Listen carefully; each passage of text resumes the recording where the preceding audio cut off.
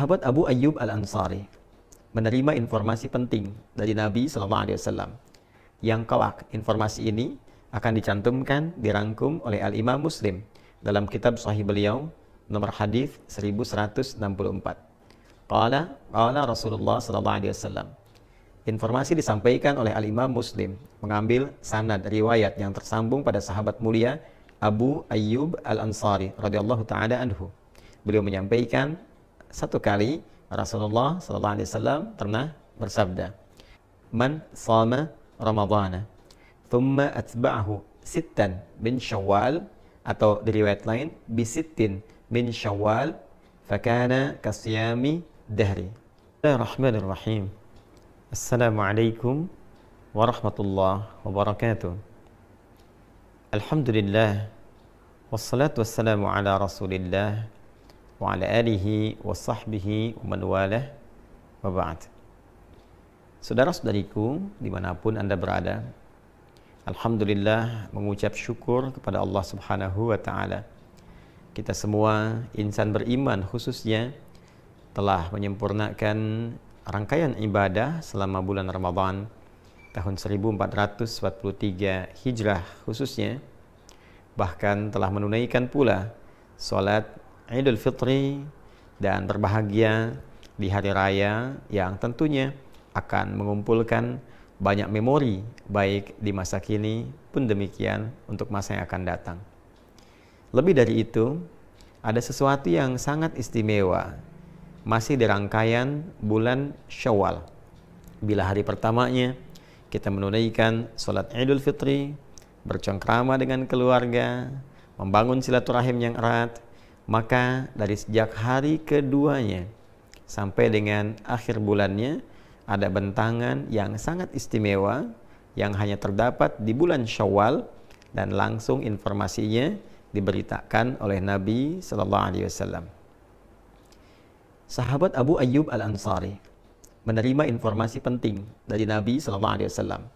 Yang kelak informasi ini akan dicantumkan, dirangkum oleh Al-Imam Muslim dalam kitab Sahih beliau, nomor hadis 1164.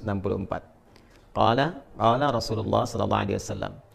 Informasi disampaikan oleh Al-Imam Muslim mengambil sanad riwayat yang tersambung pada sahabat mulia Abu Ayyub Al-Ansari radhiyallahu taala anhu. Beliau menyampaikan, satu kali Rasulullah SAW pernah bersabda, "Man shama Ramadhana, thumma atba'ahu sittan min Syawal," atau di riwayat lain bisittin min Syawal, fakana kasyami dahri.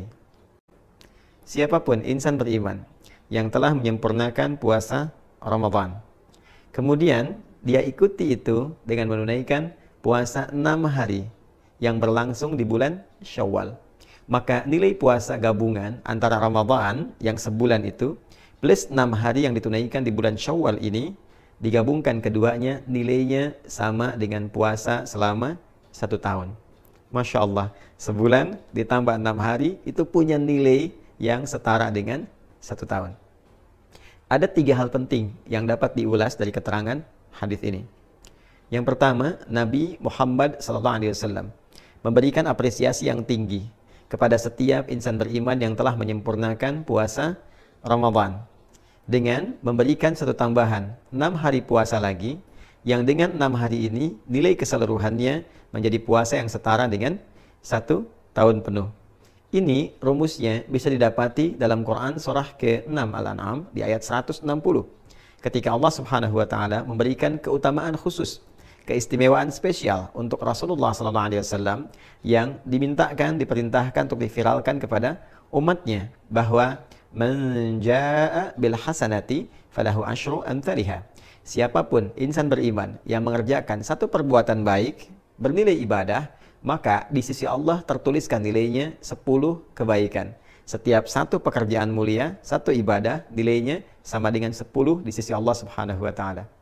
Jadi, kalau ada yang menunaikan puasa Ramadan sempurna selama sebulan, maka dikalikan 10, singkatnya senilai dengan 10 bulan. Bila kemudian 1 bulan 30 hari dikali 10 sama dengan 300, dan 6 hari dikalikan 10 sama dengan 60, 300 tambah 60 menjadi 360 hari. Bukankah ini akumulasi jumlah kurang lebih selama 1 tahun? Maka nilai fantastis ini diberikan oleh Allah Subhanahu wa taala sebagai hadiah untuk umat Nabi Muhammad SAW melalui kemuliaan Rasulnya. Puasa 1 bulan Ramadan plus 6 hari Syawal nilainya sama dengan 1 tahun penuh. Yang kedua, ini yang paling penting juga untuk dipahami, bahwa teknis penunaian puasa Syawal ini diungkapkan dengan kalimat thumma atba'ahu sittan. Kemudian diikuti menggunakan diksi kata thumma, lalu menggunakan kata atba'a. Ini memberikan kesan kepada kita bentuk umum dengan 2 pemaknaan. Bisa berurutan, bisa juga berselang. Karena kata thumma itu memberikan kesan jeda yang bisa berurutan secara langsung atau diselingi oleh satu kondisi, kegiatan, atau peristiwa yang lain, tapi tetap diikutkan dalam frame yang sama. Artinya, penunaian ibadah siam sunnah di bulan Syawal ini selama 6 hari itu bisa dilakukan dengan 2 cara. Bisa berurutan, merangkai bersamaan, hari kedua, ketiga, keempat, kelima, keenam, ketujuh di bulan Syawal. Jadi sejak dimulai dari hari kedua, boleh puasa. Kalau ingin langsung berurutan, ketiga, keempat, kelima, keenam, dan hari ketujuh, 6 hari. Jadi selesai kalau dikerjakan berurutan di hari yang ketujuh di bulan Syawal. Karena hari pertama haram hukumnya berpuasa. Namun jika ada kondisi yang menjadikan tidak memungkinkan dilakukan secara berurutan, maka boleh. Misal diselang dulu selama 1 hari, 2 hari, atau berdasar kondisi tertentu. Boleh jadi hari kedua masih ada pertemuan keluarga. Masih banyak hidangan-hidangan yang dipersembahkan. Kadang kunjungan ada makanannya. Maka sunnah yang terbaik adalah tidak berpuasa. Karena sedang suasana bahagia, kemudian dijamu, dan sunnahnya kita membatalkan makan bersama. Itu yang didahulukan. Nanti ada jeda-jeda berikutnya yang boleh jadi kegiatannya lebih longgar, lapang, tidak ada jamuan-jamuan tertentu, maka bisa dilakukan. Boleh, silahkan. Hari pertama misalnya kita tidak berpuasa. Hari kedua kita mulai berpuasa, hari ketiga jeda misalnya, keempat jeda, kelima berpuasa. Yang penting ada bentangan waktu sebulan untuk ditempuh guna menyempurnakan 6 hari puasa Syawal ini. Yang ketiga, persoalan fikih yang juga tidak kalah penting. Bagaimana bila ada yang masih memiliki utang qadha? Biasanya kasus ini melekat kepada muslimah yang datang haidnya dalam masa Ramadan itu misalnya, yang kemudian menjadikan puasa Ramadannya mendapatkan kesempatan qadha, seperti dipesankan di Quran surah kedua Al-Baqarah ayat 184 itu. Maka jika bertemu qadha yang sifatnya wajib dengan yang Syawal yang sifatnya sunnah, adabnya didahulukan yang qadha. Memang betul qadha ini masanya lebih panjang, ada kurang lebih 11 bulan mendatang, dari mulai Syawal sampai bertemu nanti dengan bulan Sya'ban berikutnya. Tapi penting diingat, kita tidak bisa menentukan kapan ajal itu akan tiba, kapan ajal datang. Karena itu, daripada pulang kepada Allah membawa status berhutang, lebih baik selesaikan qadha'nya. Kemudian setelah selesai qadha, baru kemudian kita memasuki puasa Syawal, menunaikan puasa Syawal dengan kadar waktu yang tersisa dan dilakukan ikhlas karena Allah Subhanahu wa taala. Bagaimana Ustadz kalau saya mengqadha dan tidak mendapati lagi sisa waktunya untuk Syawal? Maka tanamkan keinginan kuat untuk melakukannya. Dengan keinginan kuat itu, dengan harapan untuk bisa menunaikan, boleh jadi Allah berkenan memberikan pahala lebih dulu dengan niat yang ada, keinginan yang ada, sekalipun belum mendapati kesempatan untuk mengerjakannya. Ingat, kemuliaan dilihat oleh Allah Subhanahu wa taala pada kebeningan niat dan keadaan hatinya.